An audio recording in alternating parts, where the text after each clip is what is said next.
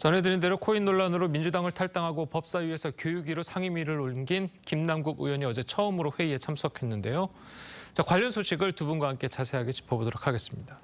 노동일 파이낸셜 뉴스 주필 그리고 김상일 전 민주당 부대변인 나오셨습니다. 안녕하세요. 안녕하세요. 자, 먼저 김남국 의원의 교육위 출석을 두고 펼쳐진 여야 의원들의 설전부터 먼저 보고 오시겠습니다. 폭력 예방 및 대처에 관한 문제란을 의견하는 것은 뭐예요? 이게 왔어? 그러면 안 되지. 뭐라고 그랬어? 내가 언제 그랬노? 집에 가랬지. 너하면 안 돼.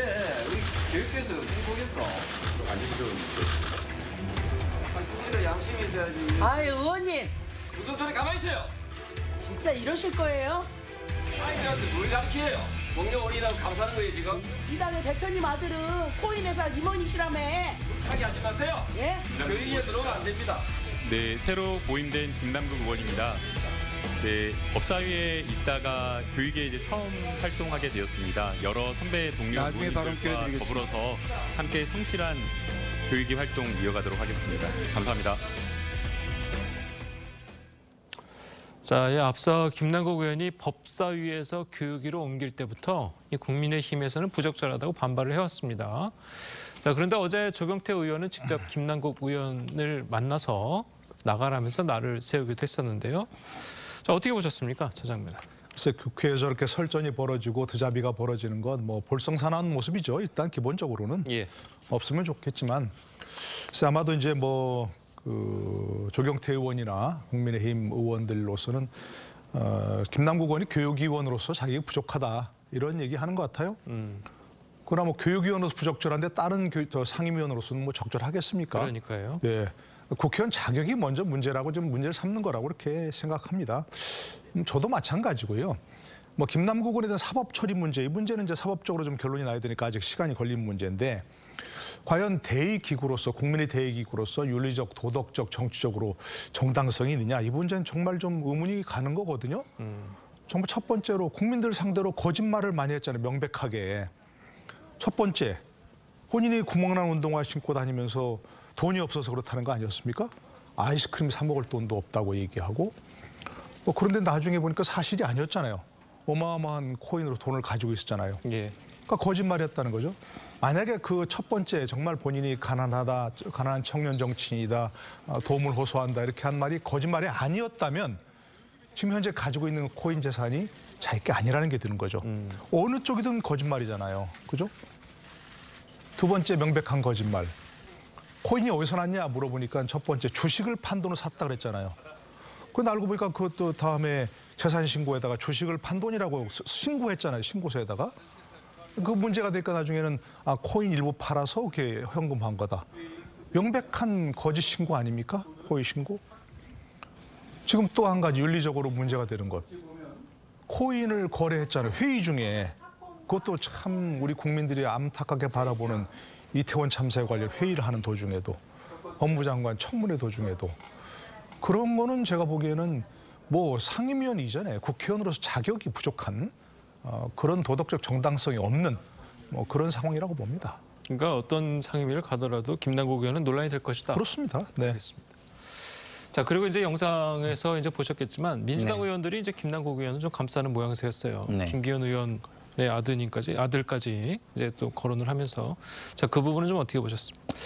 글쎄요, 저는 뭐 김남국 의원의 문제가 굉장히 심각하다고 생각하고, 정치윤리 도덕적으로 사실은 뭐 사퇴하는 게 맞다고 개인적으로 생각합니다. 근데 그거와 별개로 저 부분만 보면은요, 저거는 좀 약간 조경태 의원이 과한 거예요. 왜냐하면 김남국 의원이 사퇴해야 된다고 생각해요. 저도 그렇게 주장을 해요. 주장하지만 저렇게 면전에 두고 상임위장에서 상임위를 해야 되는 상황에서 뭐 법과 제도라는 게 존재하잖아요. 기자회견장에서 주장할 수도 있고, 저기서도 의사 진행 발언을 얻어서 제도 안에서 주장을 할 수도 있고, 여러 가지가 있는데 그냥 그런 걸 다 무시하고 개인적인 모욕을 계속 주잖아요. 그렇기 때문에 그 문정복 의원이 그런 모습 때문에 껴들지 않았나, 그래서 싸움이 번지다 보니까 과하게 문정복 의원도 말을 하지 않았나, 이런 생각이 들어요. 그러니까 김남국 의원의 문제가 심각하고 잘못되고 이랬다는 거와 차치하고 그런 것을 차치하고 문제 제기 방식도 정당해야 된다. 저는 이런 생각을 하거든요. 예. 근데 조경태 의원의 문제 제기 방식은 조금 우리가 제도를 지켜가고 제도 위에서 행동해야 되는 모습으로는 좀 부적절했다. 예. 뭐 내용은 다 인정을 해주더라도 그 양태는 좀 부적절했다 이런 생각이 듭니다. 알겠습니다. 자, 그래도 뭐 김 의원은 이제 회의 이후에 뭐 본인의 SNS에 교육 발전을 위해서 치열하고 고민하는 국회의원이 되겠다. 뭐 이렇게도 이야기를 했고 또 그리고 지난 주말에는 이 본인의 지역구죠. 이 안산 단원구 가서 이제 봉사활동을 했다고 합니다.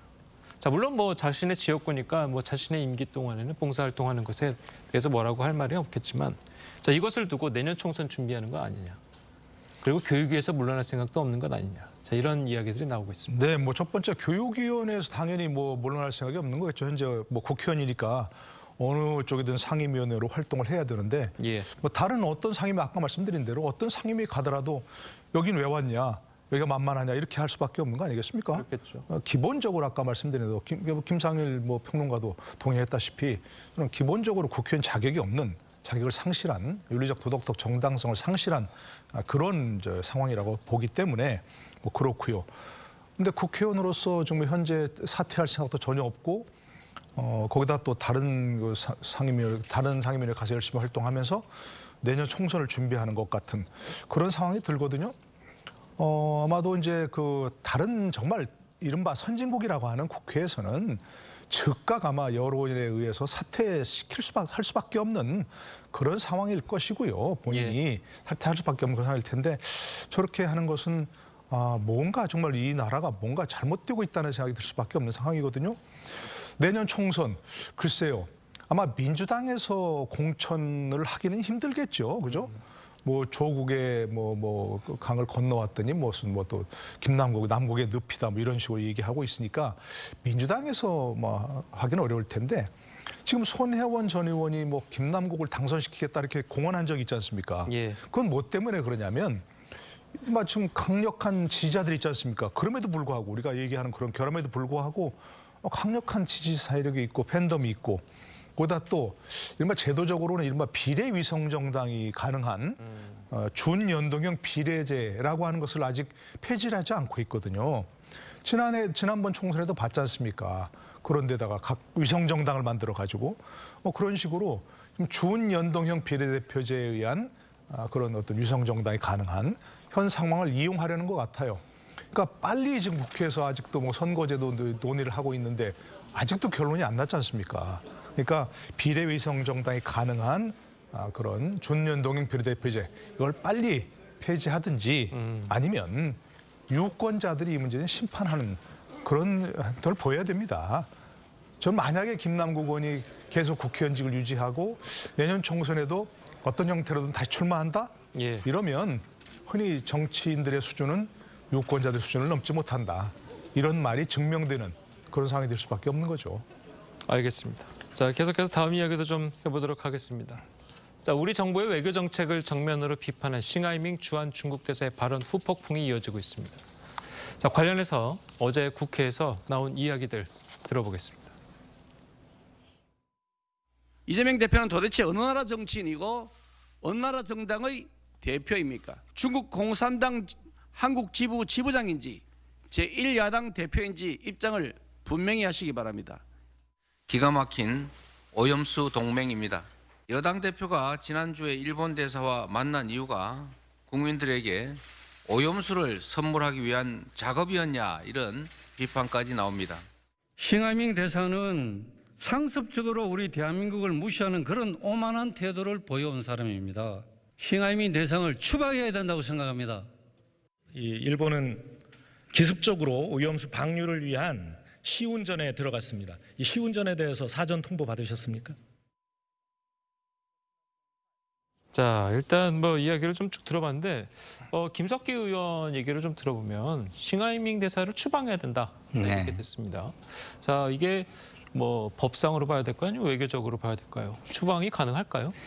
아니 뭐 추방을 하는 것은 또 우리의 뭐 주권 사항에 속하는 거니까 하려면 할 수는 있겠죠. 예. 그렇지만 외교는 굉장히 뭐라고 할까, 굉장히 프루던트, 굉장히 신중하고 그렇죠. 굉장히 예민하고 그러면서도 좀 약간 뭐랄까 세련되고 이래야 되는 거거든요. 근데 저렇게 뭐 추방을 해버리면 그러면은 중국에서 가만히 있겠어요?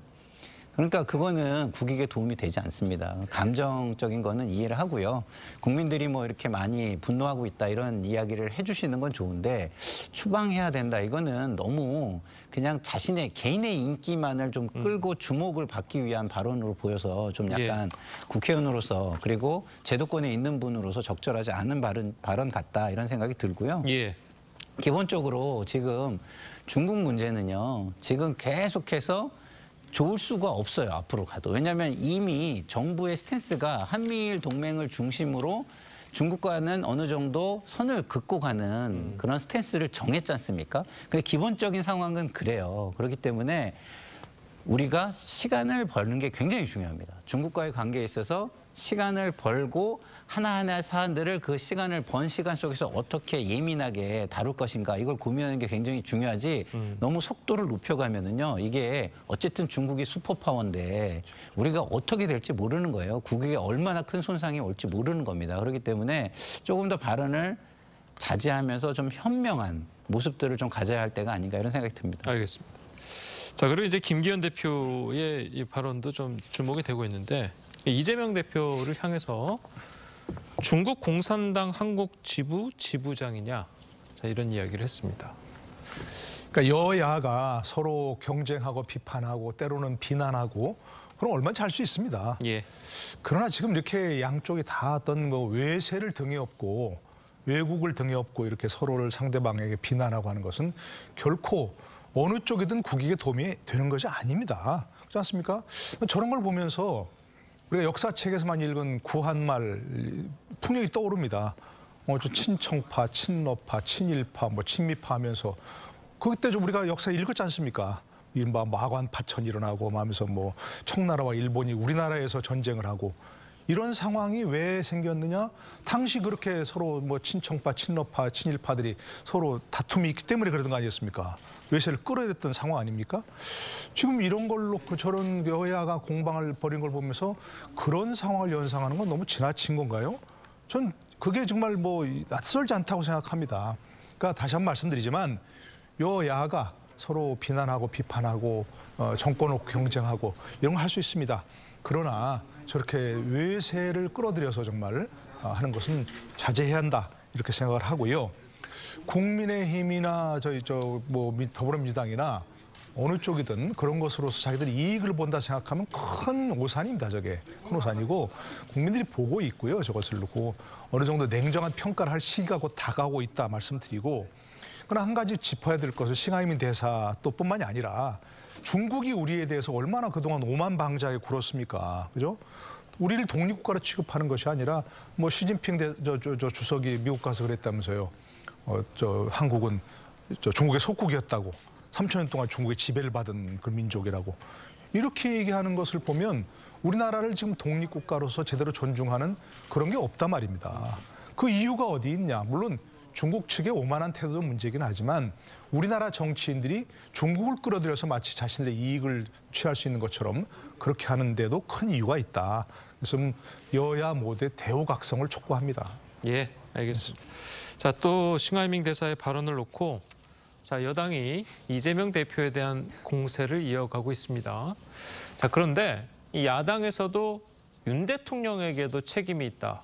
자, 이런 이야기가 나왔는데요. 자, 도대체 어떤 이야기인지 한번 들어보겠습니다.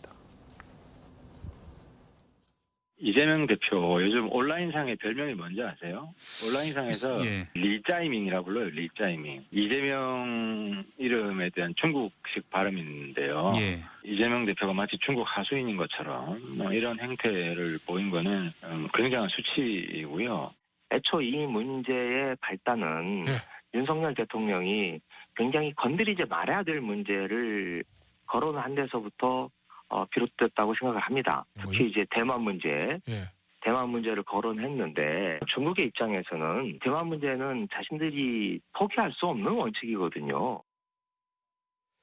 자, 이 그 김의겸 대변인의 말을 들어보면 조금 이해가 안 가는 부분이 있는데 윤 대통령이 건드리면 안 될 부분을 건드렸기 때문에 잘못이다. 자, 이게 뭐 중국이 건드리지 말라고 그러면 우리나라는 건드리면 안 되는 건가요? 그게 이해가 안 되는 발언이고요. 앞서서 무슨 뭐 부산에서 뭐 피해자 돌려차기 피해자 나오지 않습니까? 그런 상황에서 피해자에게 또 옷을 그렇게 입고 다니니까 맞았지. 이런 거랑 똑같은 얘기예요. 예? 조폭들이 때렸는데 조폭을 네가 건드리니까 비위를 상하게 했잖아. 그러니까 맞을 만한 짓을 했지. 꼭 같은 얘기입니다.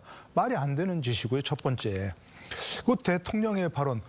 무력에 의한 현상 변경을 반대한다. 그건 국제사회 다 하는 얘기입니다. 그거는.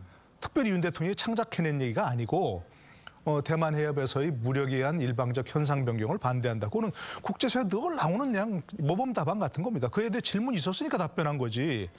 근데 이제 한 가지 조금 아쉬운 점은 그런 게 있죠. 거기에다 반드시 덧붙이는 게 또 있어요. 국제사회에서는. 국제사회에서는 하나의 중국 원칙을 견지한다. 우리는.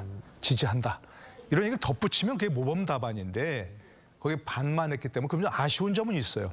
그러나 그것을 두고 중국이 저렇게 오만한 태도를 보이는 것은 윤 대통령이 뭐 잘못 말했기 때문이다라고 얘기하는 거 아까 말씀드린 대로 조폭한테 맞은 사람을 두고서 네가 그렇게 맞을 짓을 했지라고 하는 거 똑같은 어이없는 얘기다.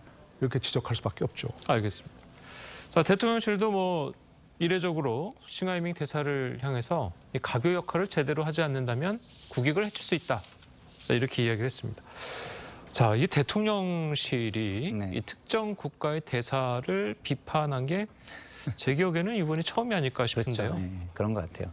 그러니까 아까도 말씀드린 걸 제가 반복할 수밖에 없는데 외교라는 것이 눈에 보이게 하는 게 아니에요. 진짜 총성 없는 전쟁처럼 다양한 채널을 통해서 정말 실줄 날줄로 얽혀진 관계 속에서 어떤 성과가 나타나는 거거든요. 그러니까 그런 걸 생각한다면 저렇게 즉각적인 대통령실의 반응, 외교부를 통한 외교 채널을 통한 어떤 방식이 아닌 즉각적인 저런 모습은요. 사실은 약간 정치적인 의도가 좀 깔려 있는 것으로 저는 좀 보여서 좀 안타깝습니다. 그런 측면에서 볼 때 국익을 좀 생각하고 좀 더 사려 깊은 모습을 가져야 한다. 왜? 대통령실은 우리나라의 최고의 권위를 가지고 결정권을 가진 곳이잖아요. 거기에서 잘못 중국과 격화된 어떤 관계, 그다음 공방이 일어난다면 야당 대표 수준의 공방과는 전혀 다른 차원으로 이게 발전할 수 있다. 이런 부분에서